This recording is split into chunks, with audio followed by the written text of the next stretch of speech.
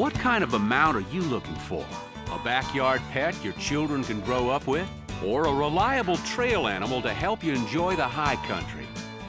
Do you love a reining spin or the intricate moves of the dressage arena? Do you long to be flying high on a jump course? Or does driving a Surrey with the fringe on top sound like your cup of tea? Whatever kind of equine companion you're looking for, you'll want one that will perform in a safe, obedient manner.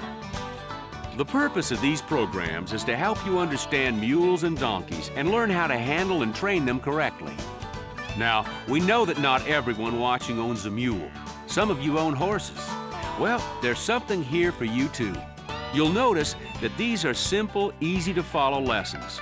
They're designed to teach you a variety of correct training methods for horses as well as for mules and donkeys.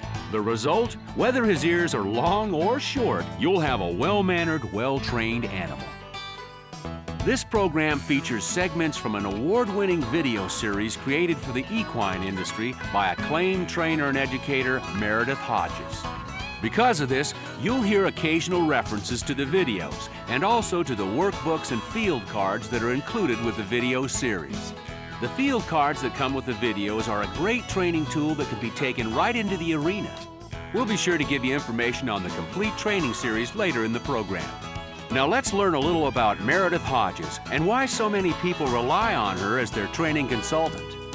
I've known Meredith Hodges for many years, and I just want to say, not only is she a respected judge, trainer, and promoter, but she's the foremost authority in the world today on contemporary saddle mules. Her behavior modification training program, with the use of positive reinforcement, not only enables owners of all types of animals to really enjoy them, but to improve their quality of life. It also makes it very safe for them and a lot of fun and very, very enjoyable.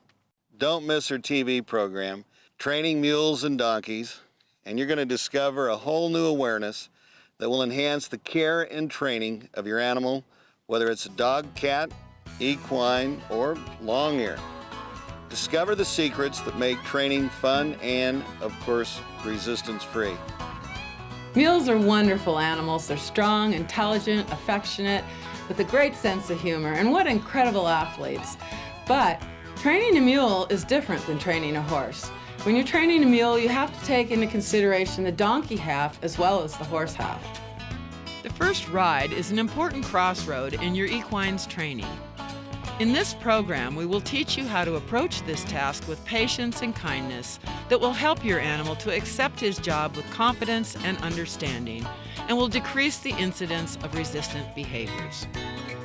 Each week our program covers a different phase of management and training.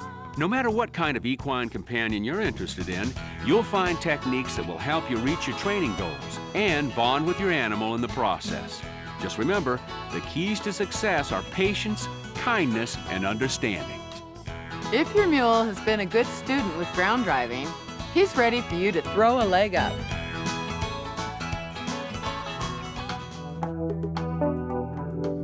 The next lessons will take place in the workstation. Tack up is illustrated in tape 2. Go through your usual grooming and saddling routine. Check your girth or cinch to make sure it's tight. You should barely be able to slide your hand between his side and the girth. Ask your mule to stand quietly while you grasp the saddle at the horn and cantle. Boost yourself in a standing position from his side. Carefully lean your weight over his back, talking and petting him until he gets used to your new position. Slowly get down, go to the other side, and repeat the exercise. Your goal should be for him to be at ease with your putting your foot in the stirrup and lifting yourself over his back.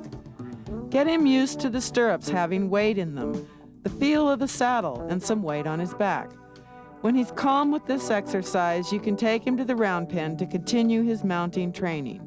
Incidentally, while you can mount your mule at the workstation, if you have a horse, you should wait until you get to the round pen to actually get into the saddle. By the way, I prefer to do groundwork in an English saddle in the beginning, during groundwork, lunging, and pre-mounting at the workstation. It's lighter and easier to handle and less intimidating to the mule. It also accommodates more variation with your draw reins since the surcingle will fit easily over it. I also like the close contact and the easy way you can ride in a balanced position. But the first few times you mount, you might want to use a Western saddle.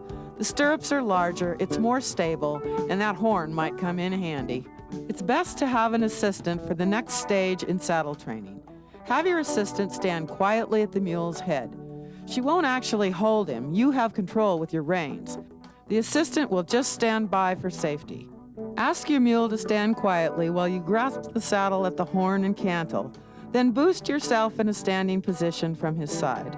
If he spooks or bolts away, let go of the saddle, maintain your hold on the left rein so as not to lose him, and quietly ask him to whoa. Then try it again. When he finally stands still for this, reward him lavishly and then put him away. The next time out, review your lessons, including hanging off the saddle on the near side. Run your hands all over the far side of his body while you hang over his back. Then go to the other side and do the same. When he stands quietly for this on both sides, you can proceed to the next step. Repeat as before and add swinging your leg over his back. Stay low with your upper body, leaning forward on both sides and making him pay attention to you. Then dismount on the opposite side from which you mounted. Do this on both sides. It's always important to review what he has already learned so that his confidence will be maintained and his fear will be lessened. Take as long as you need for each step to be sure he is truly comfortable with what he has learned. When your mule is calm, put your foot into the stirrup and slowly hoist yourself aboard. Don't plop yourself down like a sack of potatoes. Settle slowly and quietly into the saddle. If he's still calm, rock your weight from side to side and let him feel how the saddle moves on his back. Reassure him continually during the procedure by touching him gently all over his body. The more movement he can tolerate while standing still, the better he will do later. Do only as much of this in any one lesson as he can tolerate easily. Always try to end your lessons on a positive note and do not get in too much of a hurry. That's usually where the trouble begins. Keep a very light contact with your mule's mouth. Don't get excited, and don't allow your mule to start to walk off with you on board just yet. You're not ready to walk yet. Experience has taught me, the hard way I might add, that the animal is not always aware it's you on his back. His instincts tell him it could be something to be afraid of. It's very important that you take your time and make sure he's aware that all is okay and he has nothing to fear. Each time you dismount, always take both your feet out of the stirrups. With one foot still in the stirrup, you'd be in an awkward position, and if he became frightened and shied away, you'd be in trouble. When your mule is quiet about you being on board, you're ready to ride him with an assistant at his head. Tack him up as you do for any round pen work with halter, splint boots, and a saddle with a crupper if you need it. Use a bridle with a mild training bit and run the reins through the throat latch safely out of the way. Then attach the elbow pull. Check back with tape 2 if you have any questions about adjusting the elbow pull. Lunge your mule for a few minutes to warm him up and let him get the kinks out. Review your ground lessons. Detach the drive lines and use your bridle reins. Check your girth and tighten if needed. Then adjust your elbow pull to the emergency draw rein position. Keep your lunge line on the halter and with your assistant at his head, mount. Make sure your feet don't get tangled in the draw reins. When he's calm about having you on his back, ask your mule to back a few steps to start. Then have your assistant lead your mule forward a few steps while you ride. You will have a light contact with your mule's mouth and lightly squeeze with your legs as you say, "Walk on." Praise him and end the lesson at that point. For a while, his training will consist of walking a little further each time. Begin by having your assistant walk at your mule's head around the perimeter of the round pen. As the mule circles, have your assistant slowly let out the lunge line so that the mule begins to walk more on his own, while your assistant works her way slowly to the center of the circle. Guide your mule around the circle with your reins and tell him to walk on. Don't thump on his sides with your legs. He won't understand and may become frightened. Begin to gently ask him to whoa. Be sure to use the exact same terminology that is used all throughout his groundwork to avoid confusion. And above all, don't forget to praise him when he does well. Make sure to back him after every halt and be sure to give him a full pause before backing. Let your assistant act as if she were lunging the mule as you call out the command. The assistant must be subtle and ready to back off with the line and whip as the mule responds properly. She should only act when she is needed to reinforce your onboard commands. Begin to teach your mule about legs. Kick his side gently twice while asking him to walk on. If he balks, use your crop. If he still doesn't respond, have your assistant raise the whip toward him while you repeat with your legs and give the verbal command to walk on. It won't take long before he figures out what you want. Then your verbal praises will assure him he's on the right track. Remember, you may only be a passenger for now, but you should always sit properly, ride with confidence, and with as little movement as possible. This will make it easier for him to learn to balance your weight. The first time or two, be patient. It's not time yet to go for a little trot. Ask your mule only to walk and to be sure to first work both ways. When he is quiet and stable at the walk, then you can move on to the trot. Give him the verbal command to trot and squeeze his sides gently with your legs so he begins to associate pressure with the verbal command. Use your assistant as before if needed. By the way, backing with you aboard shouldn't be difficult if you've worked on it during your voice command and groundwork training. Remember, don't just pull back on both reins at the same time. That means stop. Add leg pressure, using your legs to push him backwards.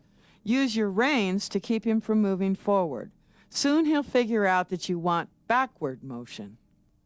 And be sure to alternate your rein pressure with the corresponding front leg. A gentle give and take as he steps backward. Teach him to take each step separately and on cue. Stop his backing by quieting your hands, sinking your seat into the saddle, and applying a gentle squeeze with both legs at the same time. You might want to get in the habit of carrying a riding crop or even a dressage whip during this phase of the training. The crop can be an extension of your leg and can be used to gently reinforce your leg cues. Mules tend to get through this stage of training fairly easily and won't buck until asked to canter. But now is a good time to mention just what to do so you're prepared. This is one of those instances when horses and mules are different. When a horse bucks, you just keep his head up and urge him forward into a smooth canter. When a mule bucks, a saddle without a crupper is more likely to slip forward, over his withers, and then over his head. If you urge a mule on and the saddle has slipped forward on his withers, you only compound the problem. It's best to call his name and say, "No!" Let him stop, dismount, and check for anything that could cause a problem. Then mount and try again. This takes a bit more patience, but eventually you'll have a nice canter, letting him know with every stride that this is what you want. Follow the same patterns you did when you were teaching him to lunge. Go both directions. Work on transitions from walk to trot and from trot to walk. When he handles these gaits calmly, you're ready to try a canter. Prepare for the canter by taking a bit more contact with his mouth and bring your legs close to his sides. Don't be tempted to lean forward. Stay erect and balanced. As you add leg pressure and hold him lightly with the reins, you are gathering up your mule. You make sure you have control before you ask for the canter, even though your assistant is on the end of the lunge line. When you're ready and he's paying attention, ask your mule to canter by shifting your weight back to your outside stirrup and then apply pressure as you say canter. Don't be afraid to use your crop. Again, just a few strides is fine. You're looking for forward motion, impulsion. If he bunches up or crow hops at the canter, tap him with the crop to encourage him to smooth out and go forward, provided your saddle is still sitting properly on his back. Over the next few days, work at the different gaits in both directions and transitions. Add one rotation at each gait with each new session to build his strength and balance slowly. Now you're ready to ride without your assistant. We'll get to that in a moment, so don't go far.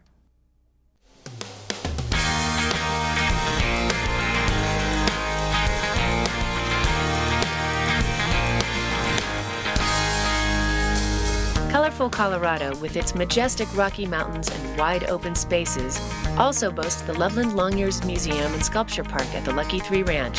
home of some of the finest mules and donkeys in the world.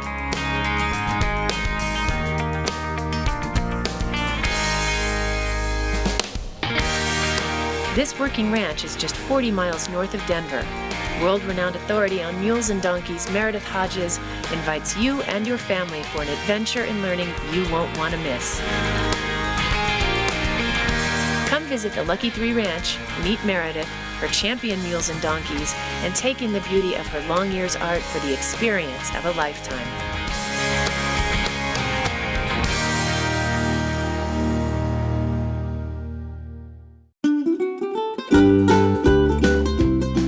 Hi, I'm Meredith Hodges, and welcome to the Lucky 3 Ranch Training Tips.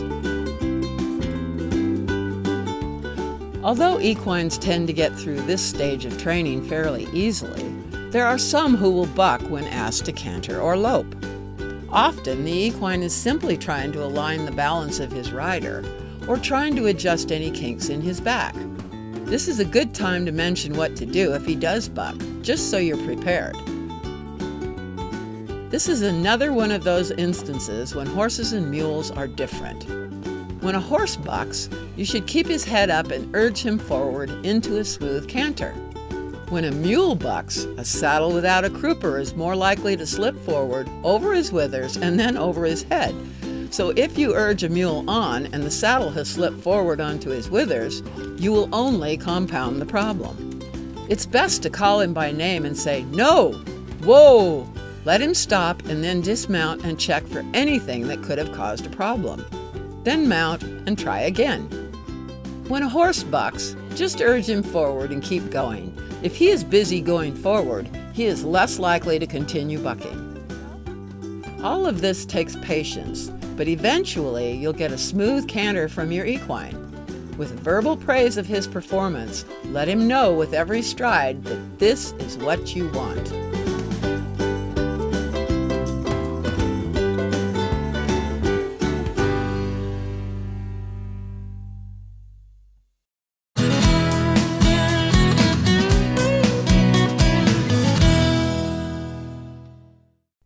Teach your mules amazing things. Yes, indeed, folks. Step right up and see the amazing Sir Guy. See him perform his mule magic.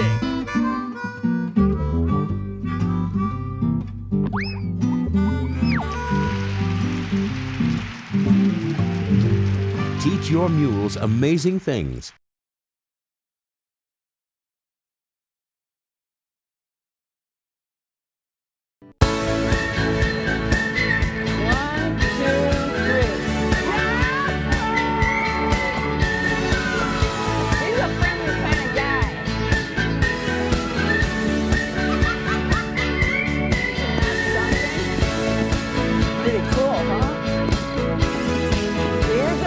Here's an engineer. How did you know that? So we go see a huge mule. Because this head, keep fine. Stroke with the hair, that's all you gotta do. Okay, come on, boys, let's go. Come on.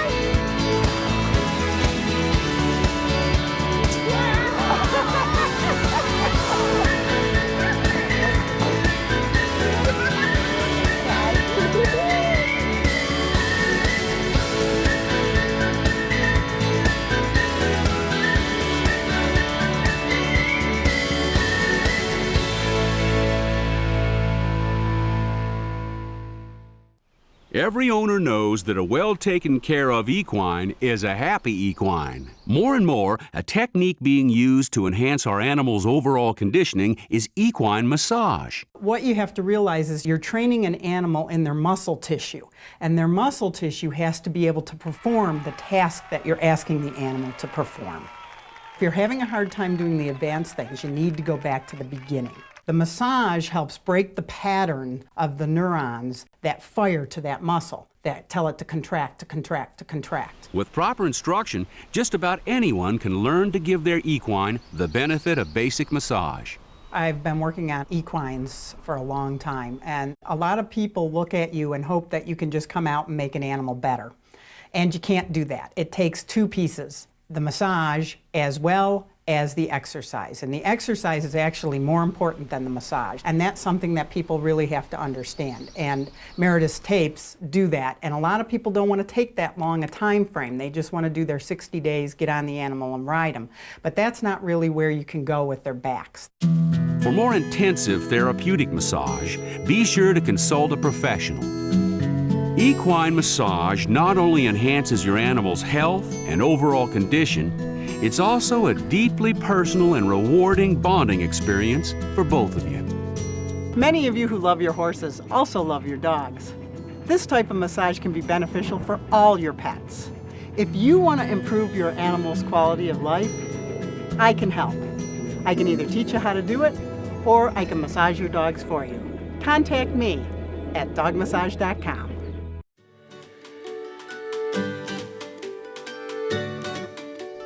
Hi, I'm Meredith Hodges, and welcome to the Lucky 3 Ranch Training Tips.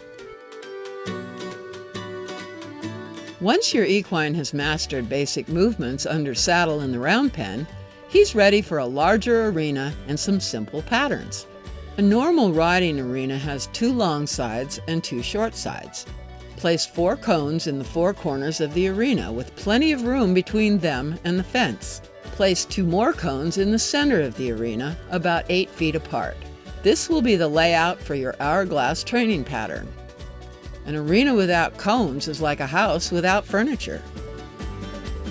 Introduce your equine to the hourglass pattern by having him follow a more experienced animal.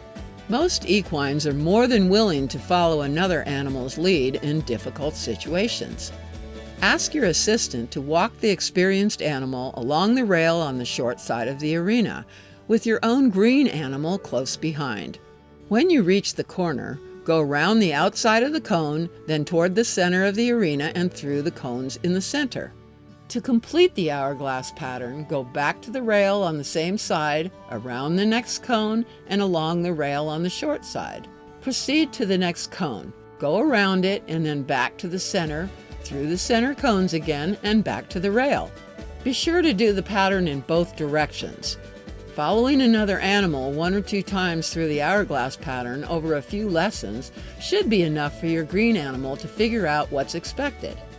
At this point, your assistant is no longer needed and you can practice by yourself. The hourglass pattern will help your equine find his balance and keep him from getting bored. Going in one direction, riding the rail, or only working on circles does not help with balance and can actually create stiffness. Always remember to look where you are going and not at your animal's head. The gentle curves through the hourglass pattern enable your equine to perfect his balance and gain more core muscle strength in good equine posture.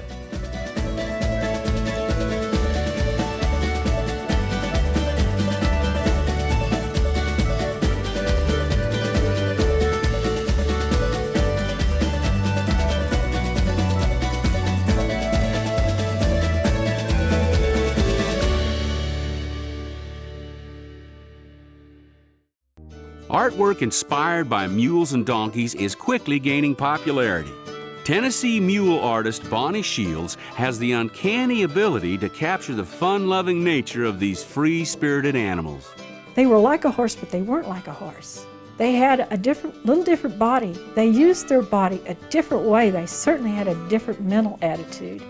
So they started intriguing me as an artist, and I kept finding the differences between them and the horse, both physically and in their reaction to things. So that started my love affair with the mule. When you deal with the mule, you're not always in charge. So it takes a little bit of a different kind of personality to appreciate the mule and to work with her. She was the only artist that could really capture the essence of mules and donkeys. Because mules and donkeys are really good teachers and teachers of life lessons. And Bonnie has just been an inspiration to me ever since. Wow, how'd it do? Whoa. I know that all through the years, Meredith gives tours to the ranch.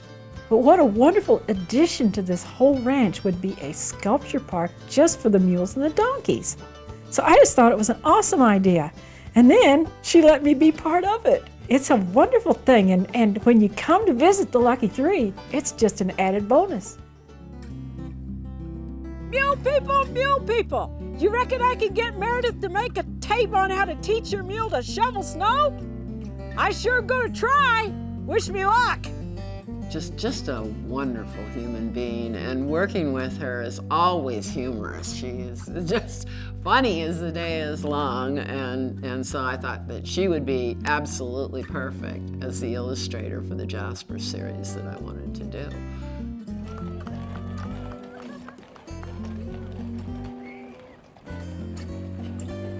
The Daydreamers was inspired by a thing that I saw years ago. I heard about this family up in Kentucky. They'd been working tobacco out in the field with their mules. And one of the boys, he was laying across this mule's back, laying in the shade. They'd been working, and he was resting on the back of his mule in the shade.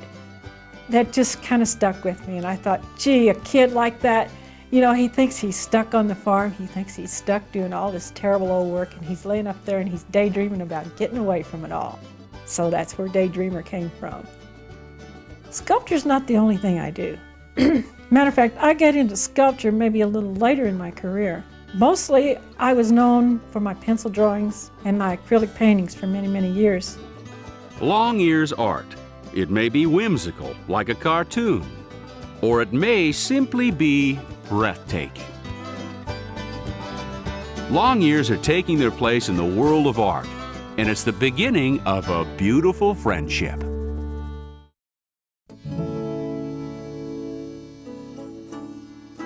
Once you are confident that your mule can handle a walk, trot, and lope without blowing up, have your assistant remove the lunge line and ask your mule to move out by himself.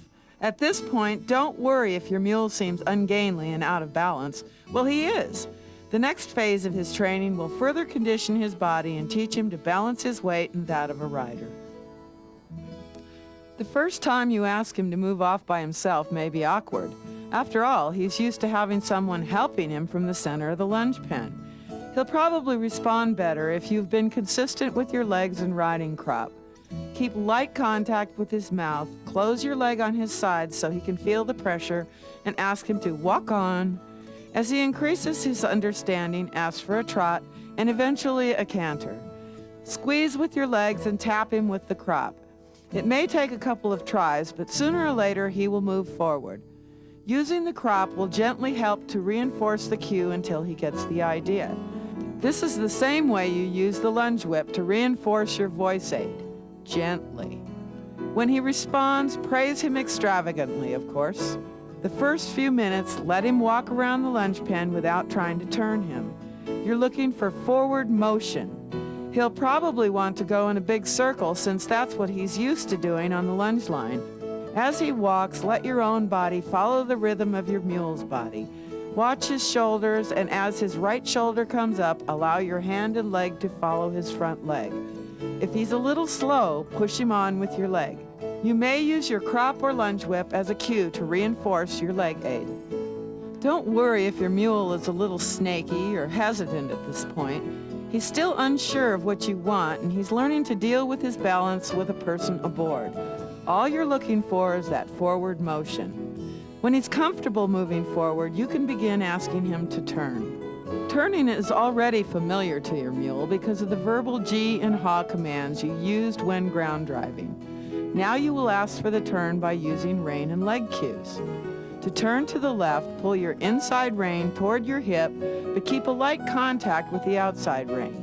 Keep your inside leg close against him for support and your outside leg just behind the girth on his barrel for impulsion. Use the crop to lightly tap him on his left shoulder to move his shoulders and front legs to the right. Remember, he's learning to move away from pressure. Begin with a large, slow circle. When he circles a few times, ask him to halt, praise him, and walk out once more. Then ask him to turn the opposite direction again in a large circle. Get in the habit of looking in the direction you want to go. Don't look down at your mule's head. You'd be surprised at what a difference it makes in your mule's steering by simply looking into the turn. Again, this is a subtle difference in your body position that your mule will pick up on. When your mule is comfortable with these large, simple turns, start doing changes of direction through the center in a uniform S pattern at the walk and then the trot. Be very definite with your aids. Now he's ready for a larger arena and some more simple patterns. The usual riding arena has 2 long sides and 2 short sides.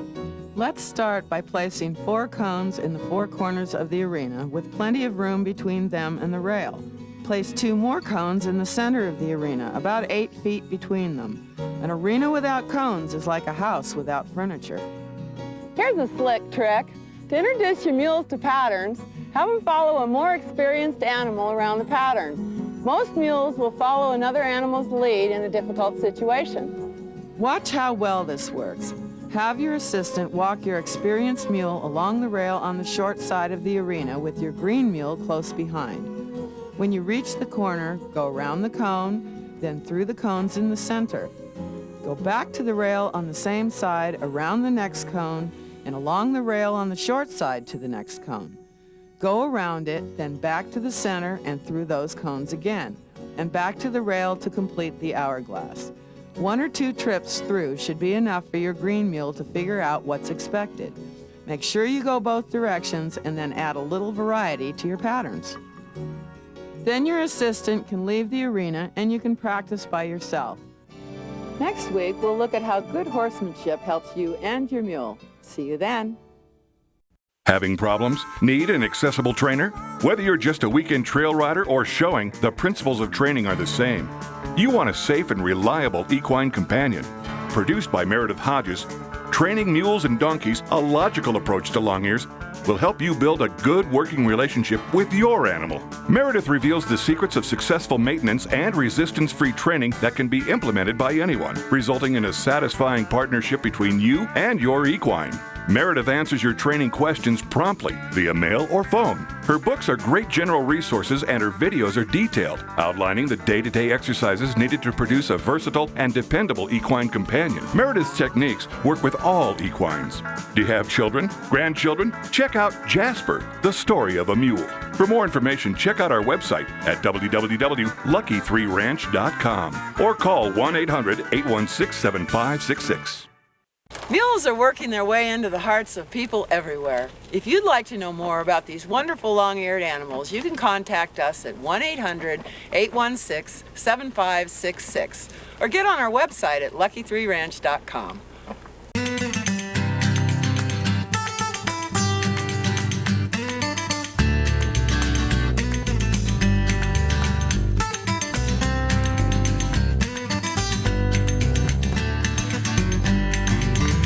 Dusty old quilt hung crooked on a couch in an old stone house by a lazy river.